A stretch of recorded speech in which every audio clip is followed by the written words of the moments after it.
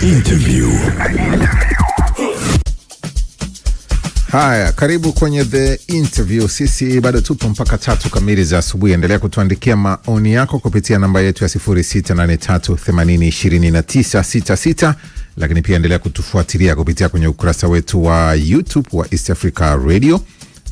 Tukiwa pale tuko unaweza kuandika maoni yako pia, na sisi tuko tukiyaona vizuri, mambo yaweze kuwa mazuri. Kwambia tutakuja kwenye The Interview na tayari tunaye Isiaka Mchinjita ambaye ni makamu mwenyekiti bara wa chama cha ACT Wazalendo.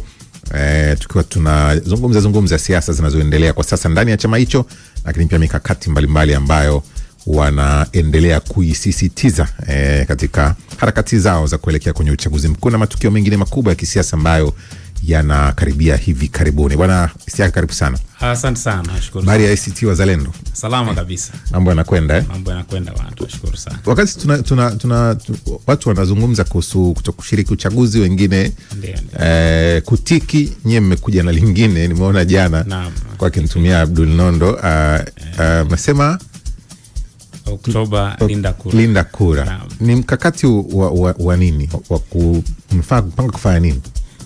Of course, manake unajua tumekuwa na chaguzi ambazo zimezusha mjadala ushiriki wa uchaguzi wa mwaka 2025. 2025 ni mwaka wa uchaguzi. Kwa kawaida vyama vya siasa vingekuwa tu vinajipanga kujenga ushawishi wake na kutafuta wagombea wanaokubalika ili waweze kushindana kwenye ulingo wa demokrasia kwenye uchaguzi. Lakini historia ya chaguzi 3 zilizopita ya mwaka 2019, 2020, 2024 imetoa picha kuwa si tu kuwa na mgombea bora, si tu kuwa na chama chenye sera makini, si tu kuwa na ilani bora ya uchaguzi inayoamua kama ninyi mtapata nafasi ya kuwakilisha wananchi. Kumekuwa na matukio ya wizi wa kura, kumekuwa na waloshinda kutotangazwa na masuala ya namna hii. Na ndio maana kumekuwa na mjadala mkubwa sana kuelekea uchaguzi wa mwaka 2025. Sasa chama chetu kiliona kuwa katikati ya hali hii upo wajibu wa umma ambao unapaswa kuhamasishwa kama zilivyofanyika katika nchi nyingine, kuhakikisha kwamba bado wanabakisha haki yao ya kuamua nani awe kiongozi wao. Na tukawahamasisha wananchi kuwa tushiriki uchaguzi wa mwaka huu. Tushiriki kwa lengo la kuendelea kupigania demokrasia yetu. Kwa sababu hatuwezi kuacha wajibu huo kwa mtu mwingine. Dunia nzima ina historia kuwa pale ambapo demokrasia imepokwa na watawala au nyakati nyingine majeshi, ni wananchi pekee ndio ambao waliweza kusimamisha nidhamu ya kurejea kwenye misingi ya demokrasia kwa kukataa huo mwenendo ambao ulikuwa ukiendeshwa na dola ambayo ilikandamiza demokrasia au nyakati nyingine hata dola za kijeshi au za kidikteta. Kwa hiyo tulitaka kuwarejesha hapo kwamba tunapaswa kutimiza wajibu wetu kama raia katika nchi yetu, na ni lazima tuhakikishe kuwa nidhamu ya kuamua nani ni kiongozi katika nchi yetu inakuwa ni nidhamu ile iliyowekwa na katiba ya Jamhuri ya Muungano wa Tanzania, ambapo mamlaka kwa mujibu wa katiba yetu ibara ya 8 ya wananchi, mamlaka yako kwa wananchi wa Tanzania, ndio ambao wanapaswa kuamua nani ni kiongozi. Ndio maana sisi tukasema tunakwenda na Operation Linda Demokrasia. Kama unakumbuka, tulisema hivi baada ya kikao cha halmashauri kuu kilichokutana kutafakari mwenendo mzima wa hali ya demokrasia nchini, rekodi za uchaguzi wa serikali za mitaa na rekodi za uko nyuma, na jitihada ambazo zilikuwa zimefanyika za kuwakutanisha watu ili kutafuta suluhisho mezani bila kuwa na mashinikizo, na kujadili kwa pamoja kwamba tatizo liko wapi na tutafute suluhisho la consensus, kupata maelewano mezani.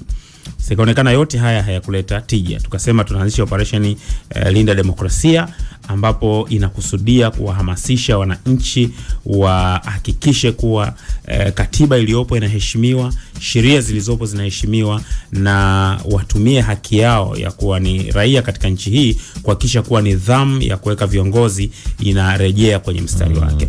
Kwa hiyo sehemu ya utekelezaji wa Operation Linda Demokrasia ni kulinda kura.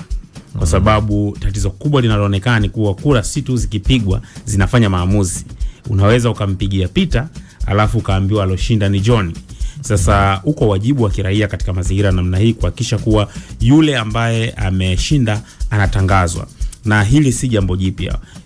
tunayo nchi kadhaa ambazo tunaweza kujifunza. Mwaka 2007 kama unakumbuka, Kenya ulifanyika uchaguzi ambao alitangazwa Mwai Kibaki kuwa ndio rais badala ya Raila Odinga, ambaye hapa juzi hata alikuwa mwenyekiti wa tume ya uchaguzi alikiri kwamba kwenye uchaguzi ule Raila Odinga alishinda.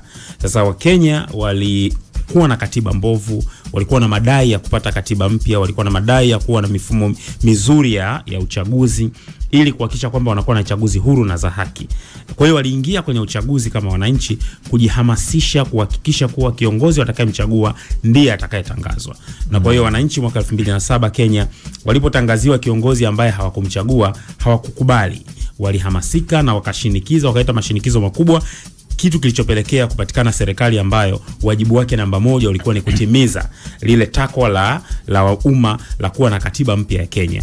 Kutimiza takwa la umma la kuwa na tume huru ya uchaguzi, kutimiza takwa la umma la kuwa na katiba ambayo inaipa mahakama uwezo wa kutoa haki katika ngazi yoyote ile. Kwa leo tunaporejea Kenya, ukiangalia tuna katiba ambayo Kenya wana katiba ambayo imetoa mamlaka huru kabisa kwa mahakama, kiasi ambacho hata uchaguzi wa rais unaweza kuhojiwa mahakamani. Na tulishuhudia mwaka 2017 mahakama ilifuta matokeo ya uchaguzi wa rais Kenya na ukatakiwa kurejewa upya. Kwa haya ni masuala ambayo tunadhani ni muhimu sisi tujifunze kutoka kwa wenzetu ambao wamepita katika hali tuliyokuwa nayo. Hali ambayo ina nyakati nyingine na yatisha na kuogofya kama nchi yetu na taifa letu litaishi katika demokrasia ya namna gani. Mkakati wa kulinda kura, mtu anaweza kujiuliza mnazilindia kuanzia wapi? Kwa sababu tunafahamu taratibu wa kupiga kura ni watu kupiga kura na kuondoka, kukaa mitamia au kukaa majumbani. Wakati mwingine wakiambia jamani nendeni kabisa nyumbani, subirieni matokeo. Mkakati wa kulinda kura nyinyi mnaofanya kwa kutumia nini? Naam, kwanza ni muhimu kujulikana kuwa hakuna maelekezo ya kikatiba kwamba ukishapiga kura unatakiwa urudi nyumbani. Na ukipiga kura unaruhusiwa kuwepo eneo la kupigia la kupigia kura. Sasa taratibu zilizowekwa za umbali gani na masuala gani, mambo ambayo nadhani tutajadiliana, tutaelezana vizuri na wananchi. Lakini uko ukweli kuwa hapa nchini Tanzania hakuna mbunge wa upinzani ambaye aliwahi kutangazwa wakati huko wananchi baada ya kumchagua walienda kulala nyumbani. Mwaka 2015, mwaka 2010, ile raising number ya wabunge yote ambayo ilikuwepo ilikuwa ni katika kipindi ambacho wananchi hawaachii wajibu huo tume ambayo tunailalamikia. Yani wao na mawakala na nini kufanya hayo maamuzi. Tunayo mifano ya wabunge kadhaa. Ndesamburu alitangazwa pale Moshi mjini kuwa ameshinda, sio kwa sababu wananchi walikaa pembeni. Wananchi walikwenda na kubaki na kutizama kuwa sisi tumechagua, tutangazieni nani aloshinda. Hatimaye alitangazwa Ndesamburu kashinda. Kule Ilemela nani huyu alikuwa mbunge wa upinzani wakati ule, nani namsahau, nani ndugu yetu ile nani Wenje hakutangazwa wakati watu wameenda kukaa nyumbani. Watu walikuja na wakahakikisha anatangazwa. Na hivyo ndivyo ilivyokuwa kwa Suleiman Bungala Bwege mwaka 2010. Siku 3 pale matokeo yalikuwa hayatangazwi, watu walikuwa wamejaa pale mpaka ndege za jeshi zilikuja, polisi, lakini finally wakamtangaza. Ndivyo ilivyokuwa kwa Barwani Lindi mjini mwaka 2010, ndivyo ilivyokuwa mwaka 2015 Mtwara mjini na maeneo yote, kwamba wananchi walisimamia haya mambo na yakakaa sasa. Tulikuwa na sheria hizi. Tulikuwa na wajibu huo wananchi ulifanywa kazi. Sasa kuanzia mwaka 2000 na baada ya mwaka 2015 hadi 2016 kulikuwa na mazingira yaliyohofisha sana wananchi. Kulikuwa na mazingira ambayo wajibu wa wananchi kuwa wao ndio wana mamlaka ulipokwa kwa kiwango kikubwa sana. Ilipofika mwaka 2019 kama unakumbuka, tuliamua wagombea wengi walianguliwa na wananchi matokeo yake ikaamua vyama vya upinzani vikaamua kujitoa. Tulipokuja mwaka 2020 mazingira pia yalikuwa ni hivyo. Sehemu kubwa sana ya nchi yetu hakukuwa na resistance. Yani wananchi walipiga kura na kweli wakaenda kukaa nyumbani kwa sababu ya hofu kubwa wananchi ambayo walikuwa nayo. Mambo yakaharibika zaidi. Tulipofika mwaka 2024 kulikuwa na hofu na matarajio. kulikuwa na matarajio juu ya namna ambavyo serikali ya awamu ya 6 ili acknowledge kwamba chaguzi mbili za mwaka 2019 mwaka 2020 ziliharibika. Wali acknowledge kwa maneno yao tangu rais mwenyewe, Rais Samia Suluhu Hassan alikuwa na acknowledge kwamba kuna mambo hayakwenda sawa sawa, na kwa lugha yake akasema ni muhimu tukutane tuanze upya. Na akabariki mchakato wa mijadala ya kikosi kazi na baadaye kuja na jaribio la kubadilisha sheria za uchaguzi ili pengine kupata sheria zilizokuwa bora zaidi, na imekuwa kirejea hiyo kwamba reforms tumefanya. Sasa ukizungumzia swala la kukiri kule kuwepo reforms, maana yake unakiri kwamba kulikuwa na matatizo ya msingi kwenye mfumo wa uendeshaji wa uchaguzi, regardless kwamba bado sisi tunaona hakuna reforms za msingi zilizofanyika ambazo zinaweza kutoa mazingira ya kile tulichokuwa tunakitarajia. Lakini ile tu kukubali kwamba kulikuwa na mambo hayakuwa sawa sawa kiasi ambacho rais kukubaliana na kile kilichoelezwa ilikuwa ni kukubali kuwa mazingira ya 2019 2020 hayakuwa sawa sawa. Sasa 2024 kukawa na hayo matarajio kwamba pengine mambo yatabadilika. Mambo hayakubadilika.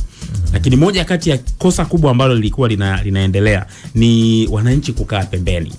Yaani wananchi kuto react. Katika nchi hii vyama vya upinzani viliofikisha mahali Chama cha Mapinduzi walipoteza courage ya hata nyakati nyingine hata kuvaa sare. Mimi nakumbuka mwaka 2015 wakati nagombea jimbo la Mtama, tulikuwa kwenye wakati fulani kulikuwa na fujo pale na tulikuwa na Nape tunagombea naye akiwa katibu mwenezi. Tukaitwa ofisi ya mkurugenzi, na wakati tunajadiliana pale Nape aliwahi kumweleza mkurugenzi na of course na kamati ya ulinzi na usalama iliyokuepo pale kwamba juzi kuna watu wa Yanga wamepita na wametupiwa mawe kwa sababu wamevaa nguo za kijani zikawa zinafananishwa na CCM. Kwa hiyo courage ya wananchi ilikuwa kubwa. Of course tulikuwa tunaunga mkono kwamba wapigwe mawe, lakini courage ya wananchi kusimamia haki yao ilikuwa ni kubwa sana, kiasi ambacho ilifika mahala watu wanaogopa hata kuvaa hizo sare za Chama cha Mapinduzi. Na au mtu ukikutana naye umuuliza chama gani, anakuambia kwamba mimi sina chama. Mara nyingi tulikuwa sisi wapinzani tukimsikia mtu anasema hana chama tunasema huyu ni CCM. Anaogopa kusema yeye ni mwanachama wa CCM kwa sababu CCM ndio ambayo ilikuwa ina tuhuma kubwa sana za ufisadi. Katika kipindi kile mambo ya EPA, escrow, yalikuwa ni mjadala mkubwa sana, mambo ya Richmond. Kwa hiyo ilikuwa na makashfa yote haya. Hata kina Nape wenyewe akasema tuna mawaziri mizigo, kama unakumbuka situation ilivyokuwa.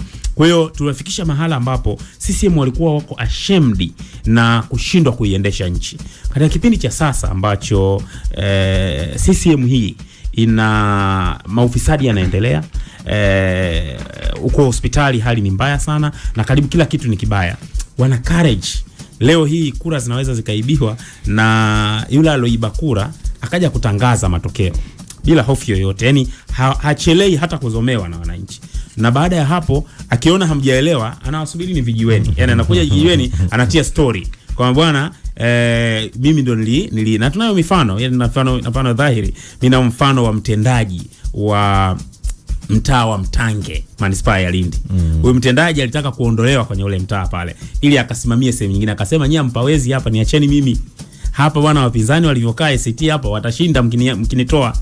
Na kweli of course akawa na hadisia kijiweni kwa bwana mimi hapo wangechelewa tu, maana wangefanya makosa tu wangeshindwa kwa sababu jamaa walijipanga na walishinda kweli. Anahadisia mtaani. Hali haikuwa hivyo mwaka 2014, mwaka 2015, kipindi ambacho tunahadisia kwamba kulikuwa na mabadiliko makubwa. Kwa hiyo sisi tunachokisema ni lazima wananchi wajue kwamba wajibu wa kusimamia kura yao ni wajibu wa umma, ni wajibu wa wananchi. Sawa, tunaye Isiaka Mchinjita, ni makamu mwenyekiti wa bara wa chama cha ACT Wazalendo. Tunaendelea kuzungumza naye hapa. Nikukumbusha kuhusiana na mchezo wa Simba na Yanga ambao unachezwa tarehe 25 ambapo utashuhudia live kupitia Azam TV, lakini pia nikukumbushe kuhusiana na NBC Premier League. Mechi zote 8 zitaenda hewani wakati mmoja, hii ikiwa ndio maana ya live na kila kona. Utashuhudia mitanange hiyo yote, lakini pia nikukumbushe kuhusiana na CRDB Federation Cup finali ambapo ni Yanga dhidi ya Singida Black Stars tarehe 28, huku pia tukiwaletea FIFA Club World Cup ambayo tayari imekwisha anza. Michezo 63 yote inashuhudiwa kupitia Azam Sports 2 HD pamoja na Azam Sports 4 HD. Lakini pia kwenye tamthilia ipo My Heart Is Yours, tamthilia mpya kabisa ambayo imeanza tarehe 8 Juni, kwa hiyo unaweza kuishuhudia pia huko. Na ni katika channel ya Sinema Zetu. Usikose tamthilia pia ya Vacation huko kwenye Sinema Zetu, na kila Ijumaa, hii ni kila Ijumaa na mpaka Jumapili saa 1 usiku. Burudani hii unaipata kupitia kisimbuzi chako cha Azam TV kulipia mapema shilingi 28,000 tu, lakini pia unaweza kushuhudia kiganjani mwako popote pale ulipo ukilipia Azam TV Max app. Kwa app ya Azam TV Max app ni kuingia Play Store kwa wateja wanaotumia Android